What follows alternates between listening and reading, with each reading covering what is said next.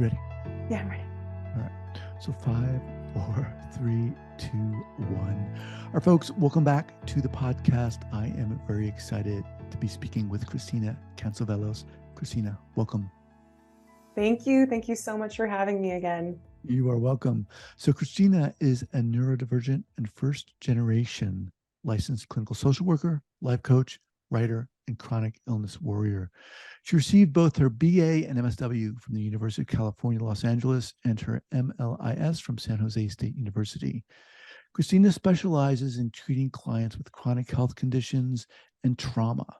Chronic medical conditions often come with significant challenges like fear, anxiety, medical PTSD, and may interfere with relationships' daily function. It's her experience and belief that chronic illnesses are often rooted in traumas that can cause a chronic stress, fight, or flight response, not allowing the body to prioritize healing.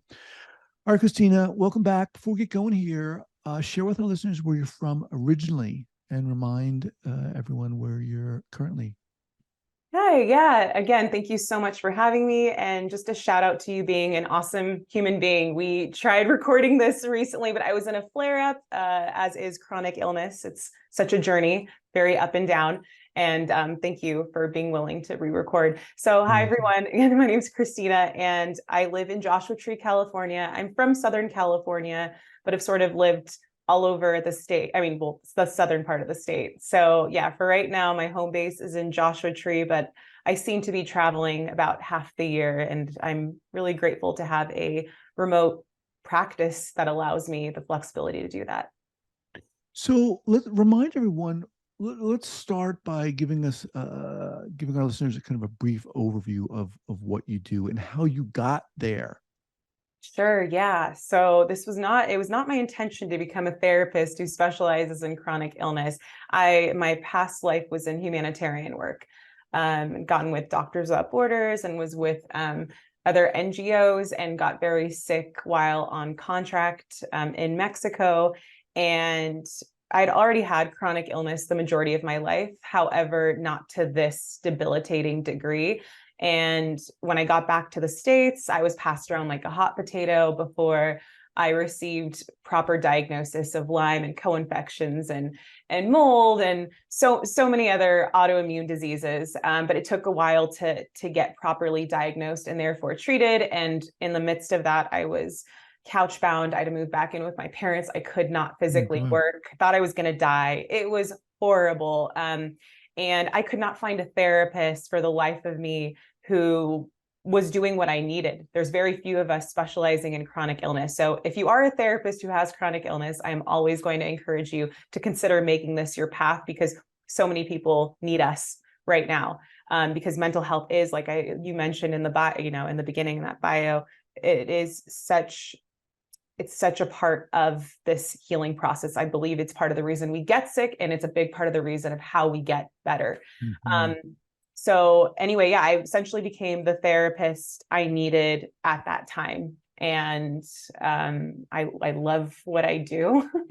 This is that post-traumatic growth aspect that so many of us talk about, but like I wouldn't have ended up here without getting sick, as sick as I did, rather. Now, correct me if I'm wrong, but because I knew someone who had chronic illness and they didn't know what was wrong with her.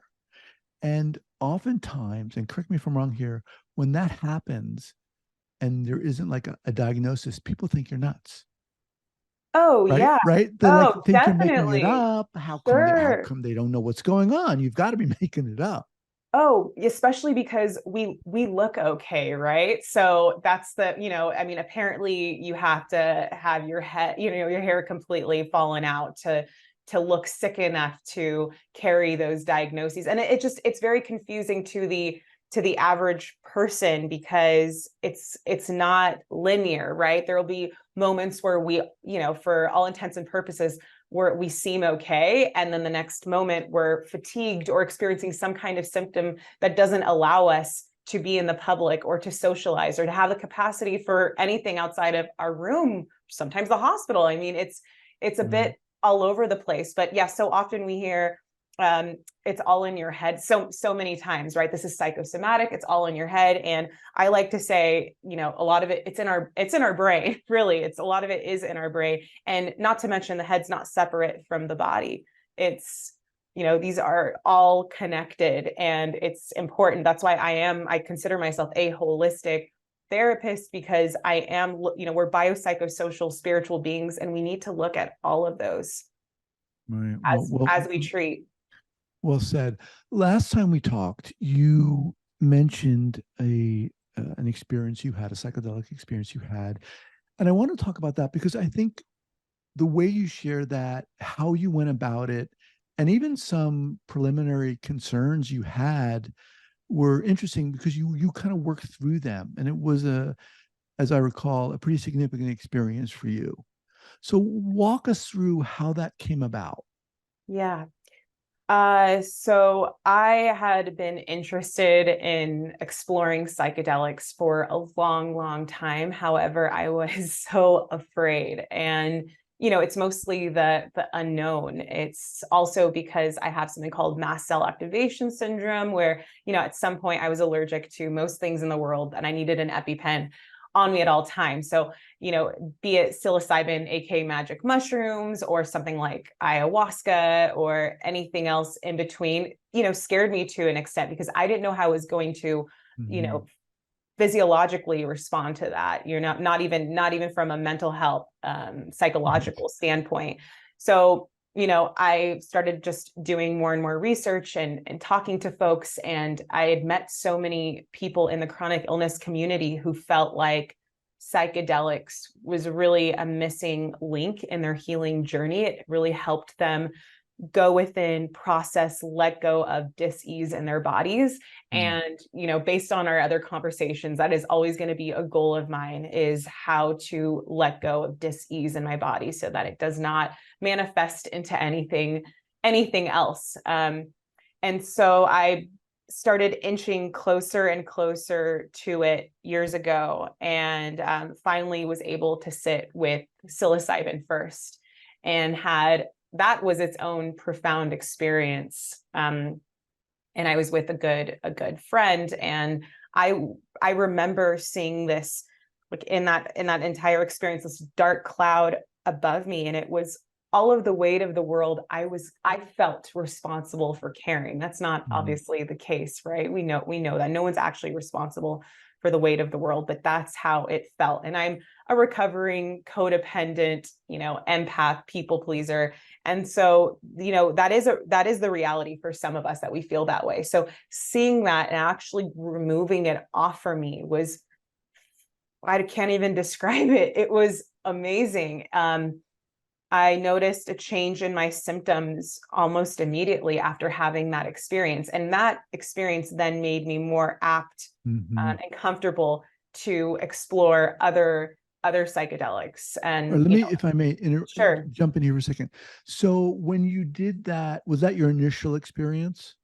I had some experiences with MDMA, but it wasn't in that it wasn't in that exact way. But MDMA after that totally changed too, because I had a new lens on.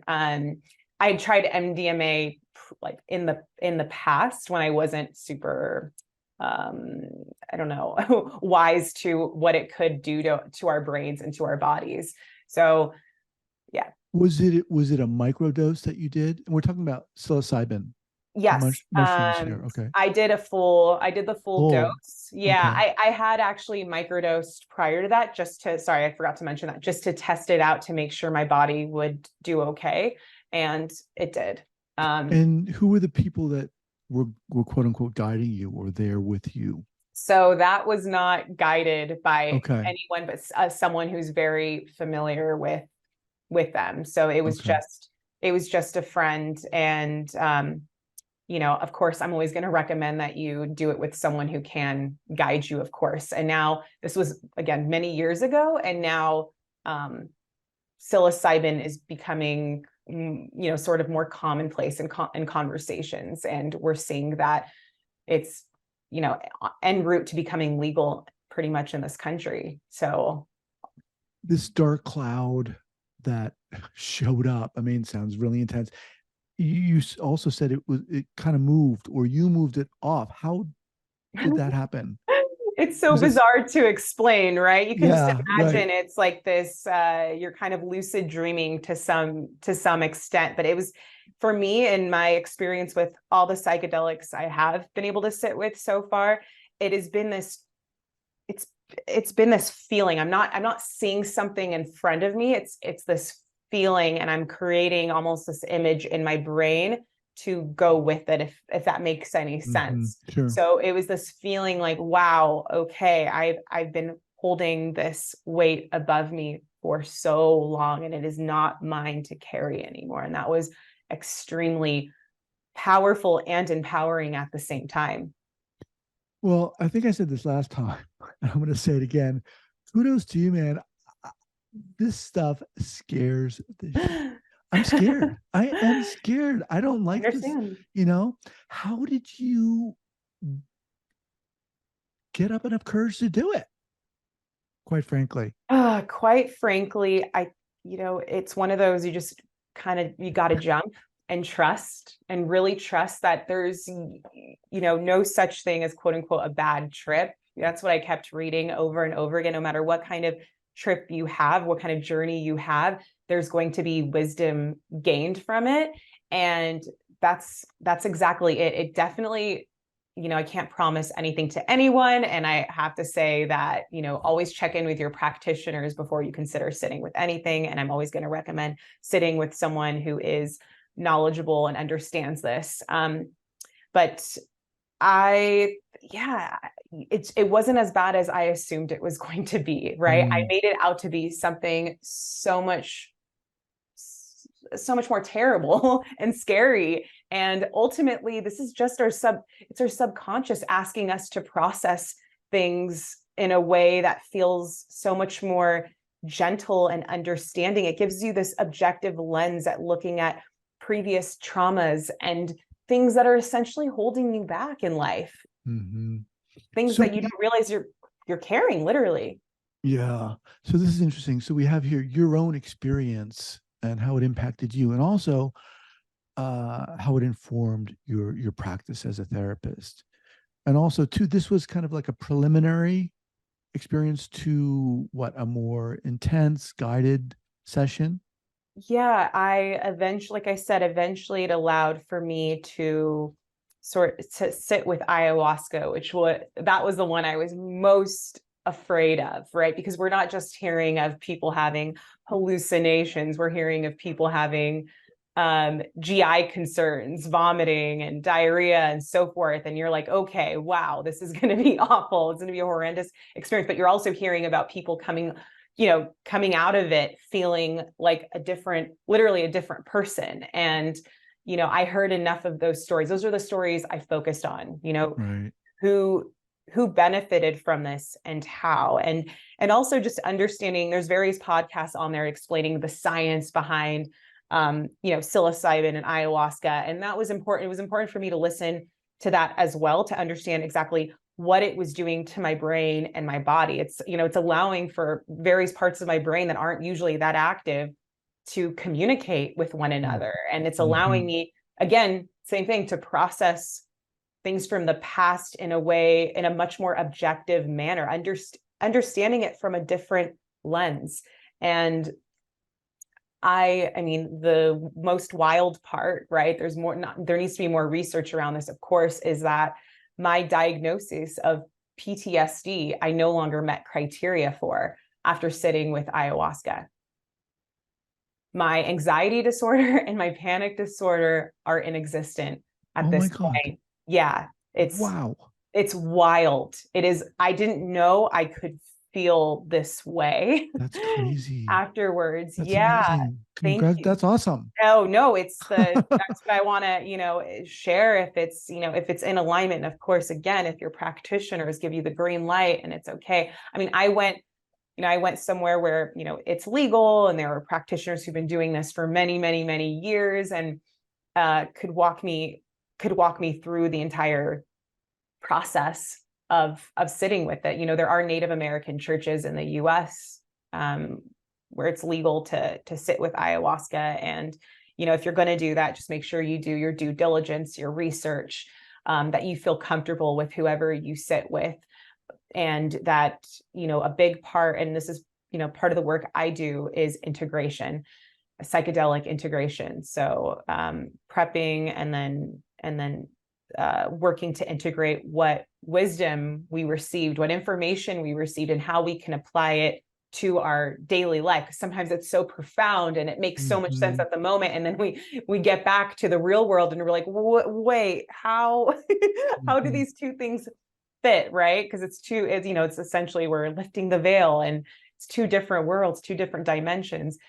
So you know, being able to sit with, you know, my own therapist and some of the people from the retreat was extremely helpful in processing and understanding what I went through.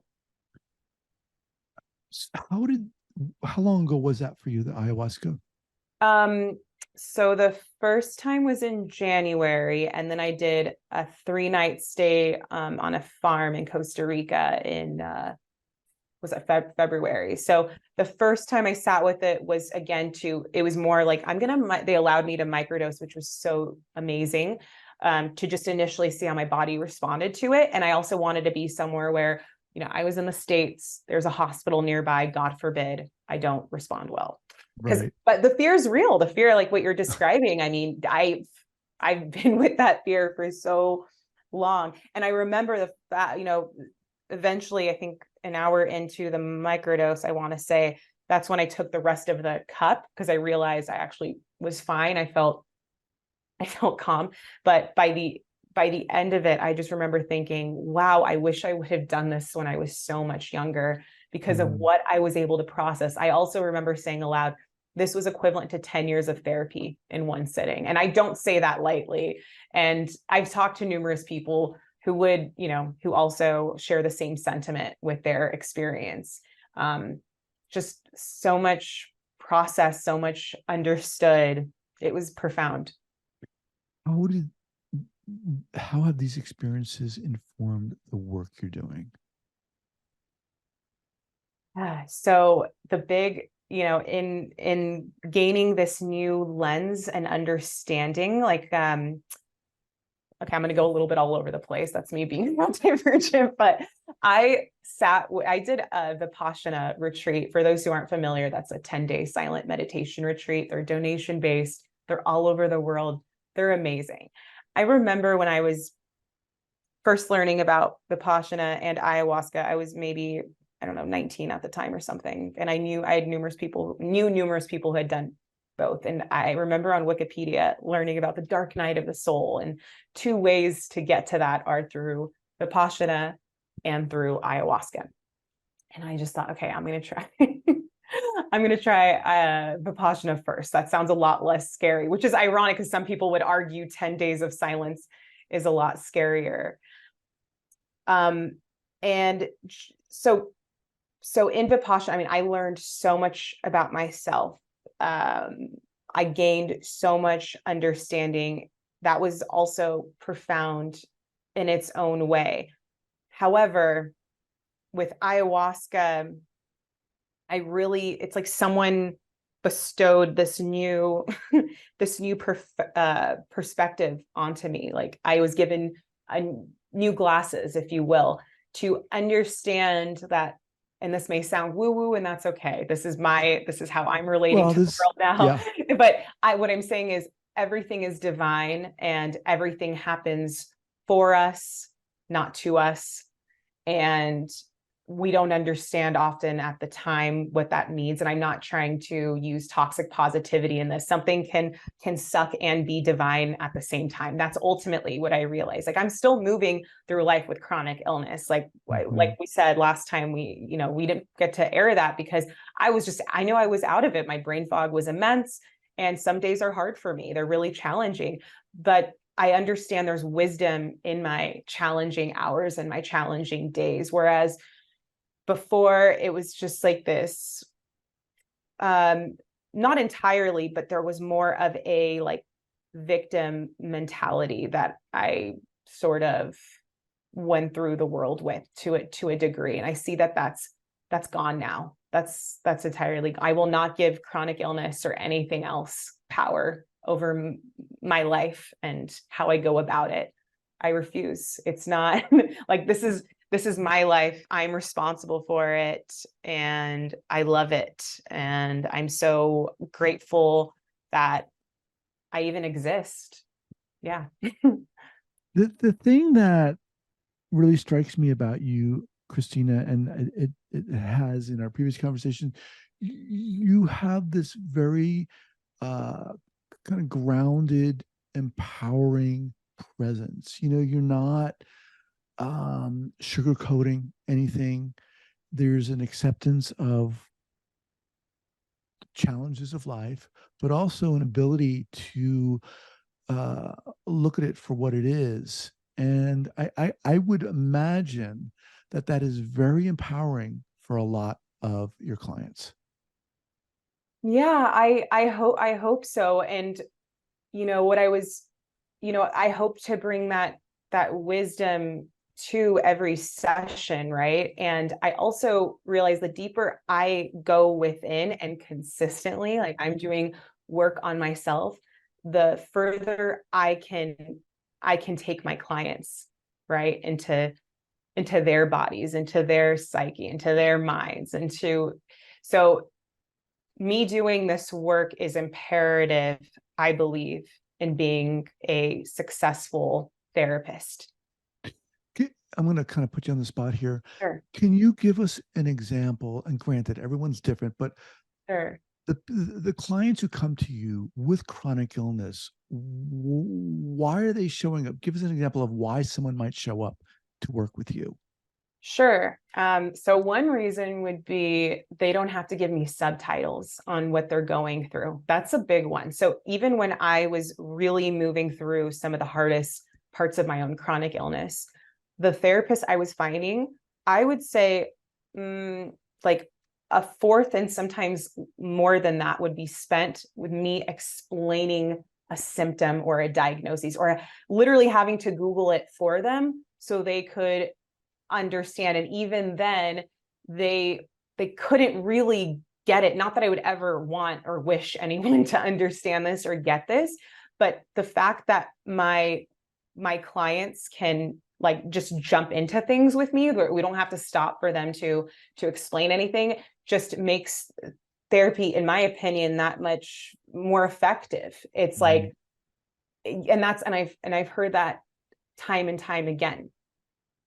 So just having that understanding, like, oh, she's not just chronic illness literate, she's an actual like warrior, spoonie, advocate, if you will.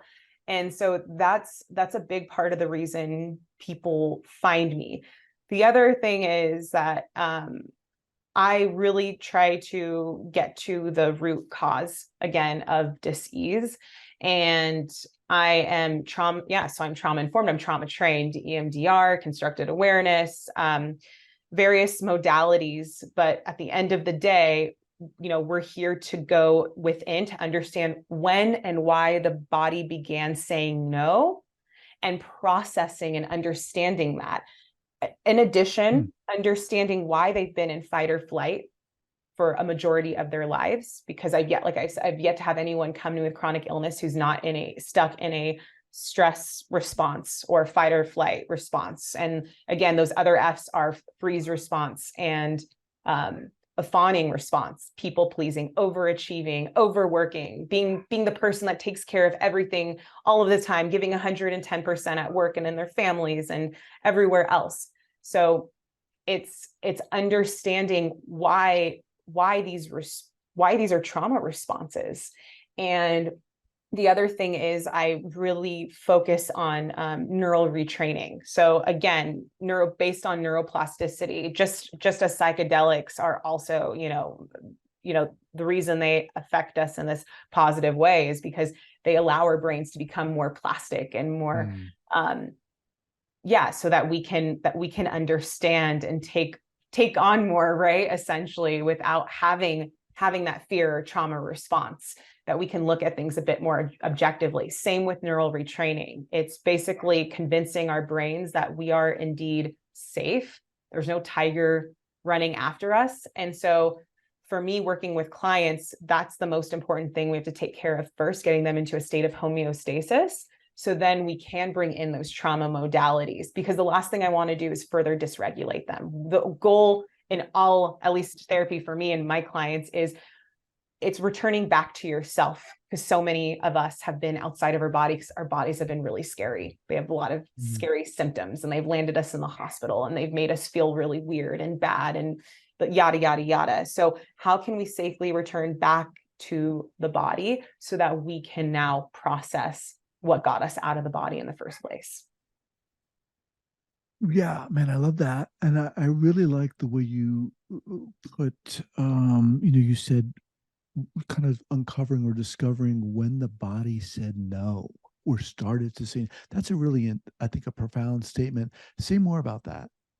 Yeah. So when we're not, like, there's so much to say about it, but essentially, when we have been in a trauma response, right? So let's just say, like, we were the parentified child. We had to take care of things in the home, or at least felt the pressure and the responsibility to. And that's how we survived. Or maybe we didn't want to ruffle any feathers, so we got the best grades, or we were so well behaved. I mean, there's a million ways this could have played out for someone. I'm just giving an example of the child who said yes to everything and kept their guardians as happy as possible, and continued to do that through life, never actually really checking in with themselves to see, hey, is this something I want to do? And even if they did check in with themselves, that was really scary, because if I say no to this, am I going to get in trouble? Am I not going to get invited again somewhere? The list goes on and on. So ultimately, when we're constantly saying yes when it's really a no, our bodies, like, let's just say we're in a really toxic relationship or a toxic work environment. I know I was. Our bodies will start saying no for us, because they're trying to get us into a safe place where we can heal.